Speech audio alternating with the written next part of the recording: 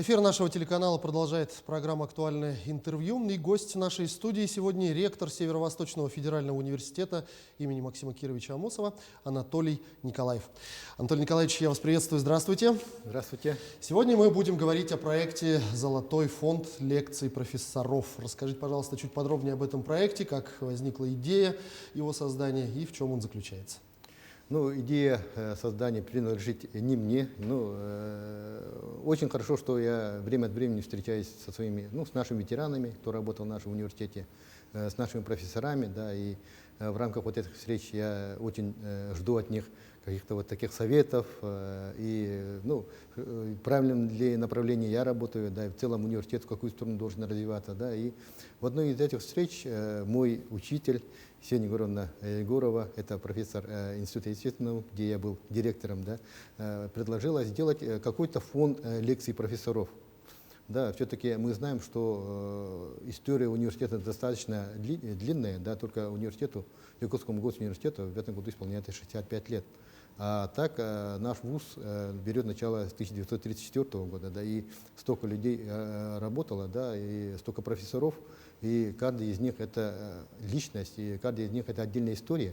И для того, чтобы сохранить их в памяти, да, и для истории, и для использования воспитательной цели, да, и для того, чтобы заинтересовать молодых может быть, на какие-то подвиги, геройства или там еще какой-то вызвать научно-образовательный интерес. Да. Мы вот этот проект, я сказал, я поддержу. И, конечно, этот проект мы достаточно тщательно упаковывали, но это современный термин упаковывали, да, потому что он должен быть очень качественный, доступный и, конечно, должен быть на очень хорошем уровне сделан. И сейчас вот этот проект мы уже стартовали, да, сделали уже 2 вот такие передачи. Да, и, конечно, мы очень надеемся, что этот новый проект «Золотой фонд», наш профессор, вызовет большой интерес не только в нашей республике, да, но и в Российской Федерации. Только из названия уже можно понять, что проект на самом деле очень ценный. Расскажите про ту упаковку, которую вы упомянули, как этот проект выглядит в конечном итоге. Ну, в конечном итоге мы тоже с коллегой профессоров обсуждали, каким же образом этот проект должен быть. Это не должен быть проект, как будто пришел оператор с видеокамеры, да, вот сидит профессор, его сняли, да, и потом показывают. Да. Это должно быть не так, а должно быть какой-то формат. Да, именно какой-то смысл в этом, какая-то цель должна быть. Да. И в этом смысле мы взяли 3, тоже современный термин, 3 трека, да, так называемых. Первый — это интервью с профессором. Да. Профессор должен рассказывать о своем жизненном пути, как он прошел вот путь от молодого исследователя, да, к пути становления профессора, да, как он или она защищала кандидатскую, докторскую, да, какой жизненный опыт, какие лекции, какое направление наш профессор развивал. Второй — это профессорский час, так называемый. Да, и он будет делаться в формате каких-то видеолекций. Для этого мы в прошлом году закупили и некоторую маленькую, телестудию не скажу, да, но какую-то студию, да, для того, чтобы готовить видеолекции. Это должен быть вот такой формат лекций, который может быть использован и в образовательном процессе, да, но и в виде каких-то семинарских занятий, да, каких-то факультативов и так далее, и так далее. Третий формат — это профессор об актуальном.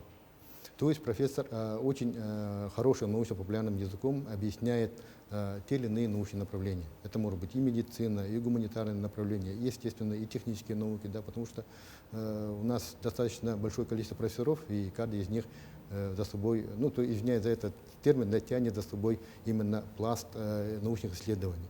И в этом плане, я надеюсь, это будет интересно не только молодым сотрудникам, да, не только студентам, но и оно должно быть доступно и для школьников, для того, чтобы они заинтересовались, пришли в наш университет именно к этому профессору и дальше, может быть, продолжили дело профессора в дальнейшем будущем.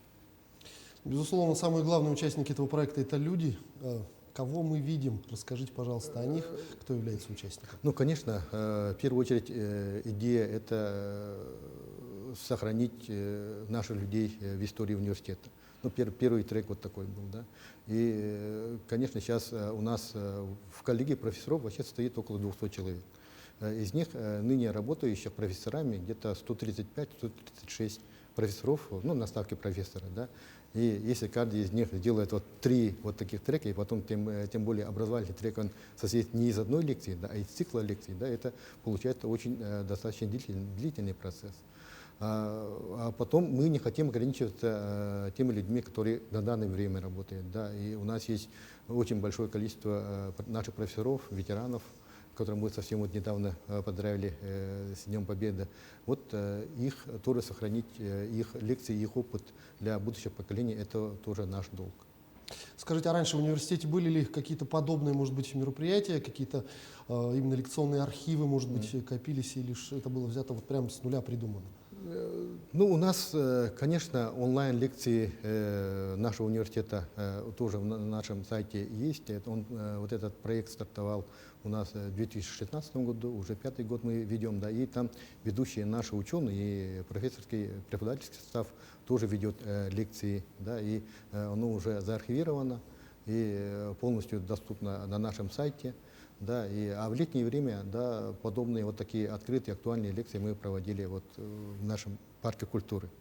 Да, и это тоже мы сохраняем, да, и вот этот фонд у нас имеется. Но формат именно для профессоров это отдельный, совсем новый проект, и надеемся, этот проект будет актуальным не только в нашем университете, но он будет и востребован и за пределами нашей республики. Ну, я больше чем уверен, что так и будет. А в своих социальных сетях вы упоминали о том, что принимали активное участие в создании разработки концепции вот этого проекта. Было ли сложно выбрать какое-то конкретное направление, или проект все-таки подразумевает какую-то гибкость в дальнейшем? Ну, прямо я диктовал условия вот этого проекта, я не скажу, да, но, конечно, я человек командный, да, мы принимали, ну, как равный, может быть, самый равный среди равных. Я какие-то свои мысли говорил, да, когда мы делали вот этот проект, да, но вначале я сразу сказал, что это должно быть 3 направления. Первое, это мы должны сохранить историю о профессоре, ну, который стал вот отдельным треком, да.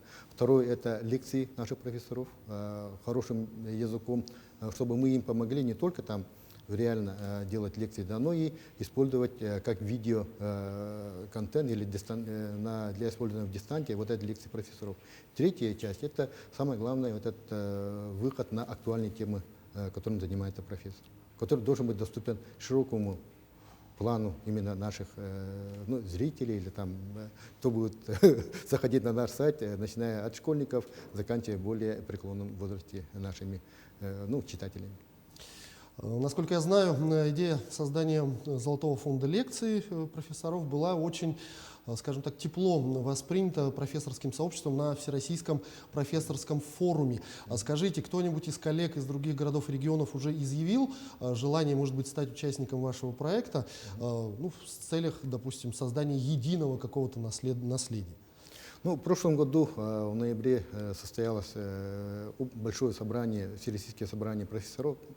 Да, и я выступал на пленарном совещании, да, и предложил профессорскому сообществу вот, реализацию вот такого проекта. Да, я сказал, что в ближайшее время мы вот этот проект подготовим, допакуем, да, и покажем, представим, в каком он виде должен выглядеть. Да. И очень надеюсь, что до сентября мы сделаем цикл вот таких лекций наших профессоров, да, и представим именно в сентябре, по-моему, будет следующее собрание профессоров. Да, мы там на этом собрании тоже хотим представить уже упакованный, уже реализованный проект, начало нашего проекта. И надеюсь, другие университеты подключатся, да, потому что на данный момент, видимо, ждут, пока мы запакуем, да, потому что даже когда мы делали логотип, мне предлагали множество, ну, не меньше 2 десятков различных вариантов логотипов, да, и там, конечно, превалировало и наш бриллиант нашего университета, еще что-то там очень близко к тем брендам, которые мы представляем наш университет. Но я сказал, что это должен быть какой-то независимый, да, именно под лекции «Золотой фонд профессоров», да, который мы можем транслировать на всю страну. Поэтому, ну, сейчас очень такой лаконичный логотип продумали, да, и, может быть, этот логотип будет принят на следующем собрании профессоров для того, чтобы вот этот проект распространить на всю Российскую Федерацию. Несмотря на то, что проект будете презентовать только в сентябре, наверняка уже есть какие-то мысли, как этот проект будет развиваться. Есть ли уже видение, это будут какие-то, может быть, сезоны лекций или вот о развитии? Ну, сейчас уже после того, как мы разработали логотип, упаковали первые две лекции наших профессоров.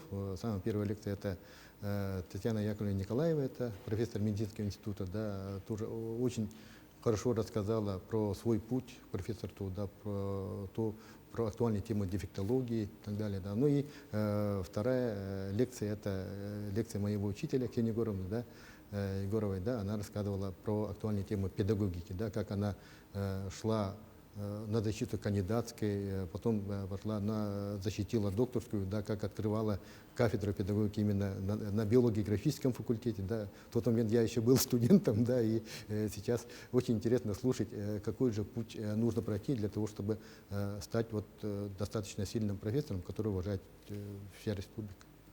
А как выбираются герои проекта? Это их личная инициатива или вы уходите с предложением? Нет, сейчас, ну, задание не скажу, да, была просьба, да, сделать вот такой пул профессоров, который в первом плане, кого мы будем снимать, да, это пока в плане в этом году сделать 32 вот таких, ну, с 32 профессорами, вот такие пул лекций, да. Но, конечно, очень хочется, чтобы коронавирус завершился, да, потому что очень большой пласт у нас профессоров, очень большое количество профессоров сидит на дистанте, да, которые за 65, да, мы не можем рисковать, да, их пригласить к ФЕН, где у нас обычно вот снимаются вот, наши лекции, да, там должен быть определенный формат, определенный фон, там определенный формат именно беседы, да, ну, очень надеемся, что в ближайшем, ну, осенью мы полностью победим коронавирус, да, и мы будем иметь возможность пригласить того же Соломонова Никиты Горелевича, да, которому уже 92-й год идет, да, еще более тоже возрастные по различным направлениям тоже у нас есть, да, ну, очень надеюсь, что вот этот проект ближе к осени, ближе ко второй половине будет реализован большим количеством профессоров. Ну, я больше чем уверен, что ваш проект ждет ошеломительный успех. Анатолий Николаевич, я благодарю вас за эту беседу. Спасибо, что ответили на наши вопросы. Спасибо. Это была программа «Актуальное интервью». На проекте «Золотой фонд лекций профессоров» нам рассказал ректор Северо-Восточного федерального университета имени Максима Кировича Амосова Анатолий Николаев. Берегите себя, не забывайте носить маски и соблюдать дистанцию в общественных местах. До встречи в эфире.